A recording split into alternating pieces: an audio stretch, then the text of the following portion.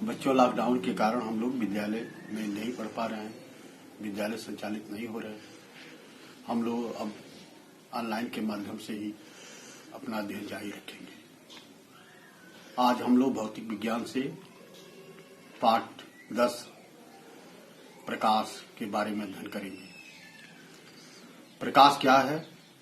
हम लोग जानते हैं प्रकाश एक प्रकार की ऊर्जा है जिससे वस्तुओं को देखने में सहायता मिलती है। यह 3×10⁸ मीटर प्रति सेकंड के वेग से चलती है और यह प्रकाश विद्युत तरंगों के रूप में संचरित करती है। हम लोग इसमें प्रकाश के परावर्तन या अपवर्तन के बारे में अध्ययन करेंगे। प्रकाश का परावर्तन क्या है? बच्चों, यदि कोई कांच हो और उसके एक सिरे पर पॉलिश कर दिया जाए इस तरह से, तो जो दूसरा सिरा ये होता है ये चमकदार हो जाता है। यहाँ यदि प्रकाश की किरणें पड़ती हैं तो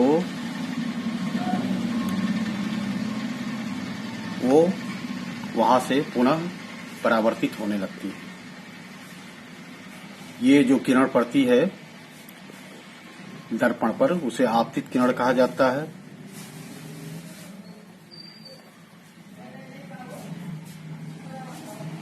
जिस बिंदु पर पड़ती है उसे आपतित बिंदु कहा जाता है।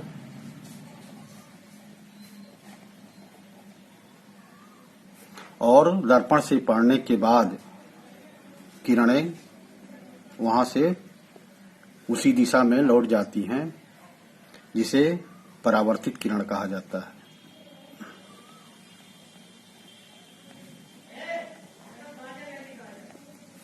आपतन बिंदु से यदि एक लंब खींच दिया जाए तो इसे अभिलंब कहा जाता है।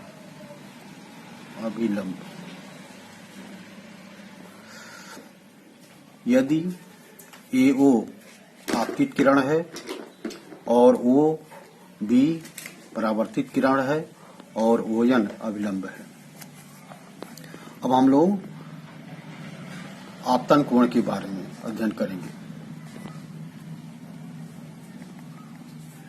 आपतित किरण और अभिलंब के बीच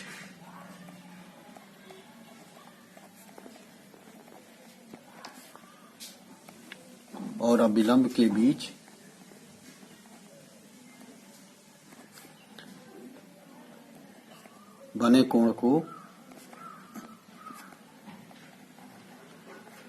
आपतन कोण कहा जाता है।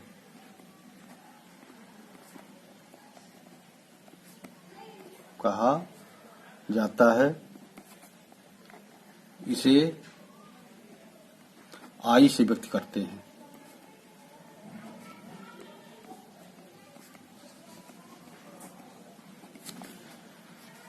परावर्तन कोण।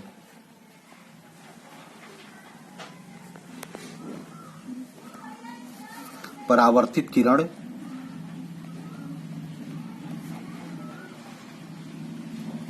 और अभिलंब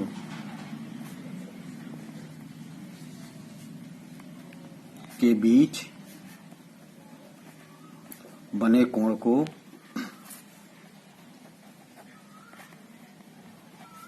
परावर्तन कोण कहा जाता है।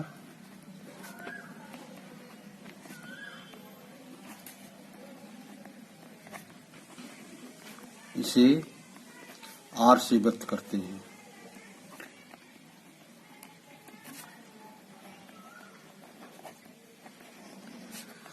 परावर्तन के नियम।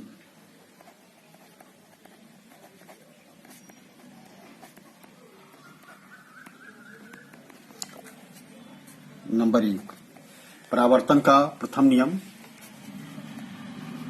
के अनुसार आपतन कोण I बराबर परावर्तन कोण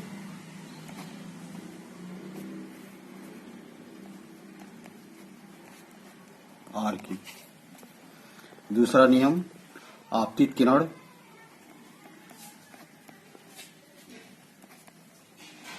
परावर्तित किरण।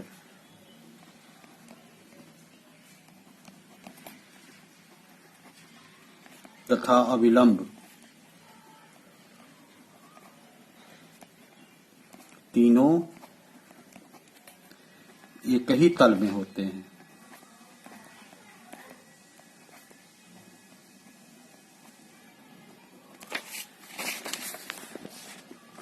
अब हम लोग प्रकाश के कुछ गुणों के बारे में अध्ययन करेंगे। प्रकाश सीधी रेखा में चलता है।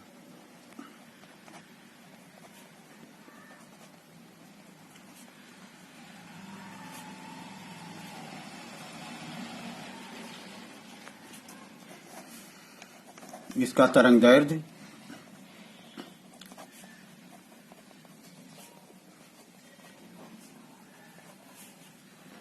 3900 एंगस्ट्रॉम से 7800 एंगस्ट्रॉम के बीच होता है।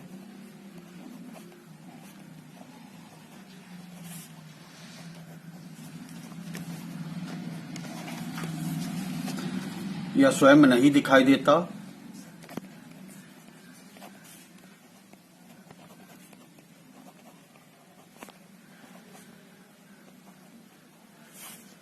परंतु वस्तुओं को देखे जाने में सहायता करता है।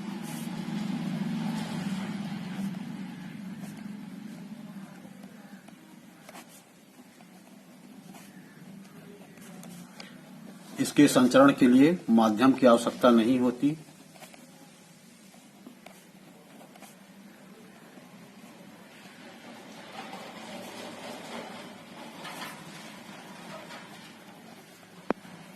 यह निर्वात में भी गति कर सकता है।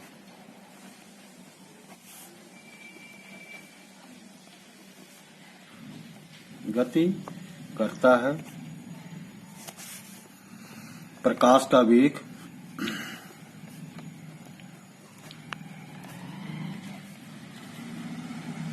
निर्वात में 3 × 10⁸ मीटर प्रति सेकेंड या 3 लाख किलोमीटर प्रति सेकंड होता है।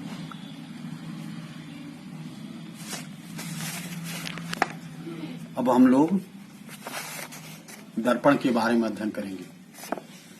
बच्चों, जिसमें हम अपना चेहरा देखते हैं उसे समतल दर्पण कहा जाता है। समतल दर्पण में प्रतिबिंब कैसे बनता है? हम लोग समतल दर्पण इस प्रकार का एक दर्पण है। हम लोग देखते हैं कि यहाँ जितनी दूरी पर हम स्थित हैं दर्पण में भी उतनी ही दूरी पर वस्तु दिखाई पड़ती है। समतल दर्पण किसे कहते हैं? यदि किसी दर्पण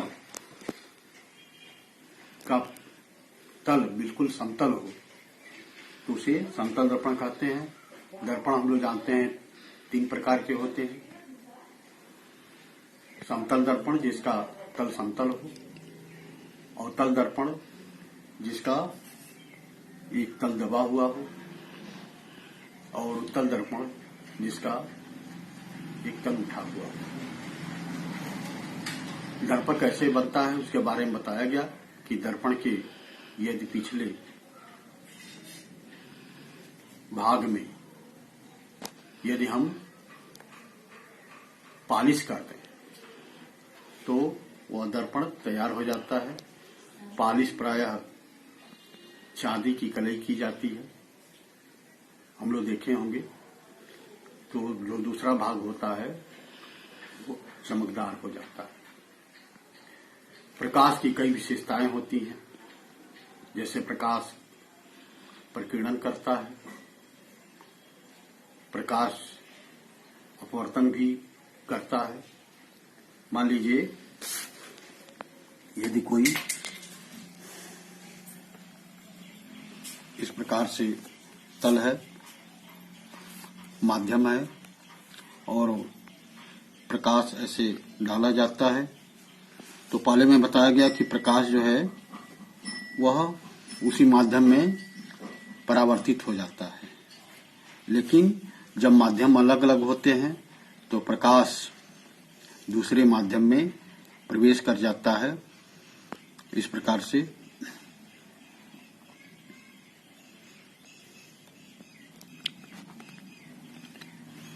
तो इसे प्रकाश का परावर्तन कहा जाता है। प्रकाश का परावर्तन। इसमें दो माध्यम होते हैं, विरल माध्यम, सघन माध्यम। विरल माध्यम जिसमें प्रकाश की गति तेज होती है उसे विरल माध्यम कहा जाता है। सघन माध्यम जिसमें प्रकाश की गति धीमी हो जाती है उसे सघन माध्यम कहा जाता है। जैसे वायु ये विरल माध्यम है और जल सघन माध्यम है।